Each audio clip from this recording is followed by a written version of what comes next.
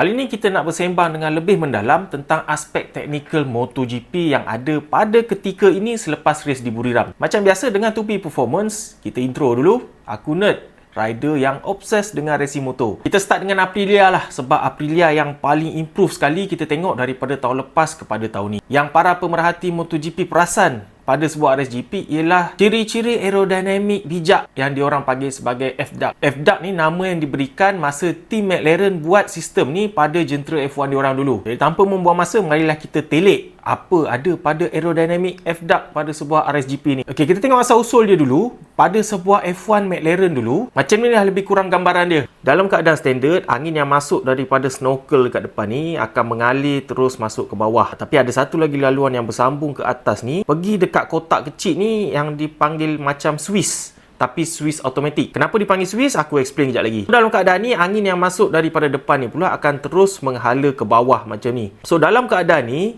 ada angin daripada luar ni pula, tak ada dia punya grafik dekat sini, tapi akan bertemu dengan rear wing ni untuk create downforce pada bahagian belakang ni. Jadi masalah downforce ni menekan ke jalan, jadi dapat grip. Jadi dekat corner, boleh corner lagi laju sebab ada grip. Tapi masalah dia pada laluan straight, dia akan mengurangkan top speed sebab dia tekan kereta tu ke bawah. Jadi dekat sinilah kebijaksanaan rekaan ni datang. Bila lubang ni ditutup dengan menggunakan siku driver, laluan angin yang masuk daripada snorkel depan ni akan terganggu dan tak boleh turun ke bawah. Sebaliknya dia akan naik ke dalam channel yang direka tadi tu, naik ke atas kotak Swiss ni.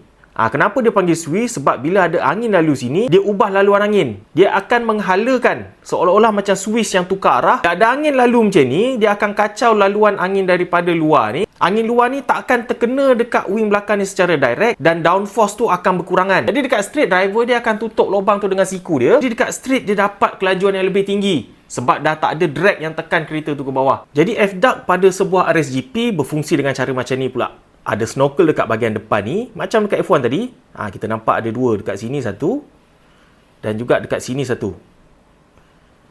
Lubang intake tadi kita tengok dekat depan tu sebenarnya ialah area sini.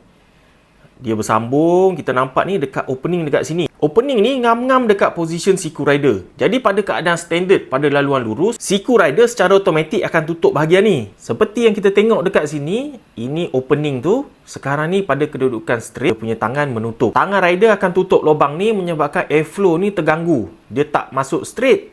Dia terpaksa pergi ke bawah laluan yang lagi satu. Okey, aku dah share benda ni dekat aku punya Facebook masa Buriram hari tu. Jadi kita nampak dekat sini motor Ayogura, ini ialah tempat yang dia tutup. Bila dia tutup pakai siku, udara tu bukannya straight pergi sini. Jadi dia akan bergerak ke arah bawah angin tu dan pergi ke bahagian bawah tayar ni, keluar daripada atas tayar ni. Ada juga detail yang menunjukkan dia macam mengganggu dia punya aliran udara ni, campur sekali dengan udara panas yang keluar daripada radiator ni, lalu tepi ni ke arah sini. Flow udara tu akan mengelak daripada terkena macam wing dekat echo dekat side ni dan juga wing area belakang ni, menyebabkan masa dia dekat straight, siku rider tutup ni, kurangkan drag motor ni dan dia dapat top speed lebih sikit. Kalau rider corner dekat sebelah kiri, lubang ni akan terbuka dan angin akan straight kena dekat wing ni dan juga wing belakang ni, create downforce untuk diorang dekat corner. Jadi diorang ada advantage, diorang boleh buat attack angle wing-wing ni lebih agresif. Jadi dekat corner diorang dapat grip lebih,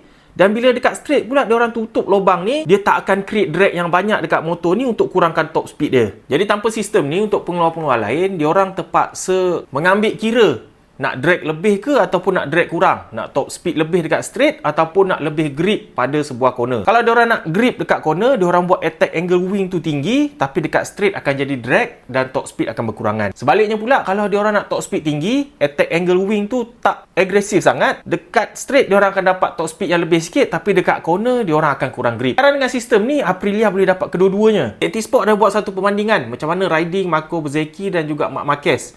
Jadi kita boleh nampak betapa bezanya dua jentera ni bila diorang maneuver corner. Ini ialah best lap Marco Bezzecchi dan juga best lap Marc Marquez. Tapi diorang overlaykan dua video ni, jadi boleh nampak macam mana kedudukan kedua-dua rider ni pada ketika yang sama. Sekarang ni diorang side by side menuju ke satu corner. Okey, ini dekat entry corner, nampak kedua-dua ni berada pada kedudukan yang sama. Ini dah hampir full in tapi masih lagi fasa entry corner. pun kedudukan diorang masih nampak pada tempat yang sama. Tapi bila menjelang masuk ke tengah corner tu, kita boleh nampak Marc Marquez dah terkeluar sikit. Dia dah wide sikit. Sedangkan Marco Bezzecchi masih lagi rapat dekat apex. Bila ada downforce lebih, dapat grip lebih dekat corner, dia boleh buat tight macam ni. Dia boleh ubah arah dengan lebih agresif. Okey, ni dah ke depan sikit lagi. Kita tengok Marc Marquez masih lagi dalam proses menukar arah. Tapi trajectory Marco Bezzecchi ni dah betul dah. Dia dah boleh full gas dah masa ni. Marc Marquez masih lagi tengah cuba menukar arah. Jadi dekat sini Marco Bezzecchi dah boleh full throttle dah. Marc Marquez dia baru nak start full throttle. Masa ni pun dah tertinggal lebih kurang 2 ke 3 biji motor. Ini dalam keadaan dah exit corner tu sepenuhnya. Kita tengok dekat sini Marco Bezzecchi dah tinggalkan Marc Marquez lebih kurang 5 biji motor. Bayangkan ini satu corner. Kalau setiap corner macam ni, dah tentulah Aprilia ada lebih banyak advantage berbanding dengan Ducati. Apatah lagi dengan pengeluar-pengeluar lain. Jadi daripada kajian-kajian yang kita tengok baru tadi ni, jadi Aprilia memang ada advantage yang sangat banyak berbanding dengan pengeluar lain dengan adanya sistem FDAC ni. Cumanya MotoGP ni ialah sukan yang bergerak dengan sangat pantas. Benda macam ni, kalau kita pun sebagai peminat pun kita boleh korek dan siasat sampai nampak benda macam ni. Pengeluar lain pun mesti lebih kurang sama dan diorang dah tentu sekarang ni tengah cuba apply pada jentera diorang juga. Jadi kita dah boleh expect dah dalam masa 2 ke 3 bulan dah paling lambat pun FDAC ni akan muncul juga pada jentera-jentera lain. Cuma Aprilia ni ialah pengeluar pertama yang jumpa dulu benda ni dan sebab itu aku rasa macam kagum. Macam manalah rasa seronok dia agaknya bila dia dapat discover benda ni. Lepas tu dia apply dekat RSGP, lepas tu menjadi pula macam ni. Diorang kalahkan Ducati kot. Diorang tamatkan streak Ducati 88 podium berturut-turut. Macam mana diorang boleh dapat ilham ni? Aku rasa mungkin juga ada faktor sebab hari tu masa track day, aku dapat bawa sebuah RSV4. Jadi bila Nerd dapat bawa RSV4, Aprilia pun semacam dapat ilham benda ni. Okay, sekarang kita cerita pasal Ducati pula. Apa aero yang diorang gunakan pada jentera yang race di Buriram? Jadi Marc Marquez kita tengok dekat sini menggunakan package aero GP24. Beza dia dekat sini, dekat wing depan ni, kalau bawah ni straight, ini ialah daripada GP24. Marc Marquez sebenarnya sukakan lagi aero daripada GP25. Inilah aero daripada sebuah GP25. Kita nampak dekat sini downwash duct ni lebih tinggi dan juga dekat front wing ni ada lekuk sikit dekat sini. Marc Marquez sebenarnya dia prefer aero package GP25 ni. Tapi malangnya rupanya aero GP25 ni dia ada demanding sikit daripada segi fizikal. Dan Marc Marquez pula bagi tahu yang sebenarnya bahu dia belum fit 100%. Kecederaan yang dia dapat dekat Mandalika akibat disondol Marco Bezzecchi tahun lepas sebenarnya belum baik betul lagi. Jadi keadaan tu limitkan dia untuk gunakan aero daripada GP25 ni. Mungkin dia akan rasa lagi penat cepat ke. Tapi yang mengejutkannya bukannya Marc Marquez saja yang tak gunakan aero package yang latest. Kita tengok rider-rider Ducati yang lain pun hampir semua menggunakan aero package daripada GP24. Kalau kita tengok dekat sini contohnya Alex Marquez pun sama menggunakan aero daripada GP24. Downwash dia pun kecil sikit. Jadi kesimpulannya kita tengok dekat sini Ducati